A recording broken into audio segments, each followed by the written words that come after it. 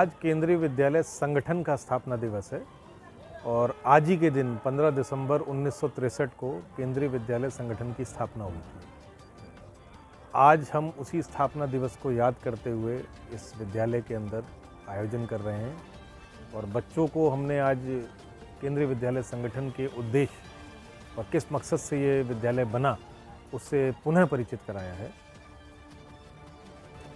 विद्यालय बनने की मकसद क्या है? देखिए, आप जानते हैं, जैसे कि नाम से ही पता चल रहा है केंद्रीय विद्यालय, तो हुआ ये था कि द्वितीय वेतन आयोग जब आया, सेकंड पे कमीशन, तो केंद्र कर्मचारियों के द्वारा ये मांग रखी गई कि पूरे भारत में जब हमारा स्थानांतरण होता है तो बच्चों की शिक्षा दीक्षा के लिए कोई उचित व्यवस्था नहीं है।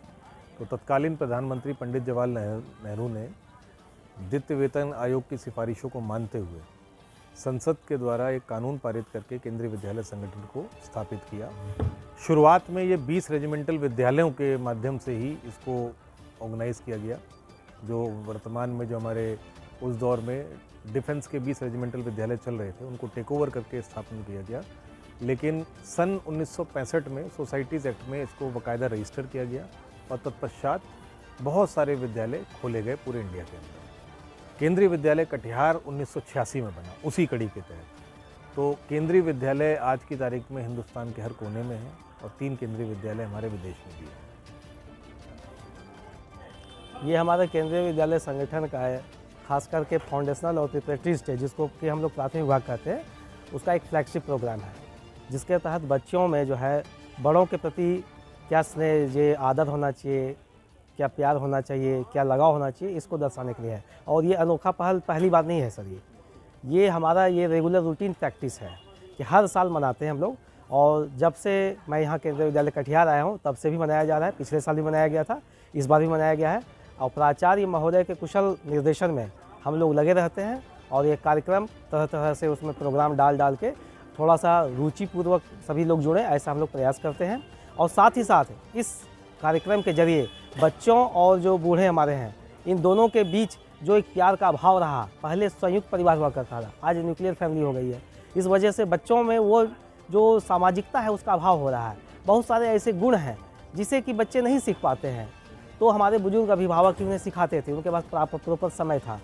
तो इस चीज़ को बरकरार रखते हुए, उसकी कुछ बातों को कम से कम वैल्यू ऐड करते हुए कि बच्चों में वो चीज़ सामंजस्य स्थापित करने की क्षमता हो, भावनात्मक रूप से भी बच्चे मजबूत हो सकें और महत्व समझ सकें, बुजुर्गों का सम्मान, इन सभी बातों को ध्यान में रखते हुए ही, ताकि वो बचपन से वो गुण जब उसमें हैबिट के रूप में डेवलप हो जाएगा तो बड़े होने पर उसका विकसित रूप पता चलेगा। इसलिए यह जो हमारा है बुजुर्ग अभिभावक दिवस, ग्रैंड पेरेंट्स डे मनाने की परंपरा हमारे KVS के प्राइमरी विभाग में फाउंडेशनल प्रिपरेटरी स्टेज में रही है और हम लोग इसमें नित्य नए आयाम जोड़ने का प्रयास कर रहे हैं।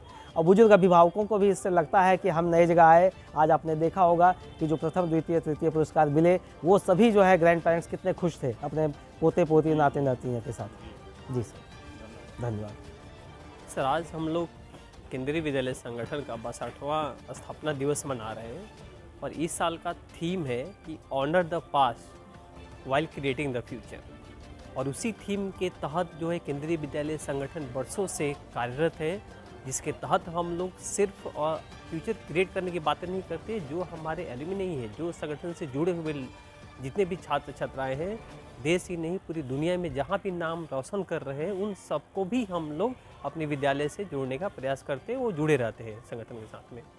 और गवर्नमेंट की जो भी पॉलिसीज़ होती है, उस पॉलिसीज़ को इम्प्लीमेंट करना, चाहे वो नई एजुकेशन पॉलिसी आई हो, चाहे NCF आया हो, उन सभी पॉलिसियों को, नियम को केंद्रीय विद्यालय संगठन जो है सुचारू रूप से लागू करता है।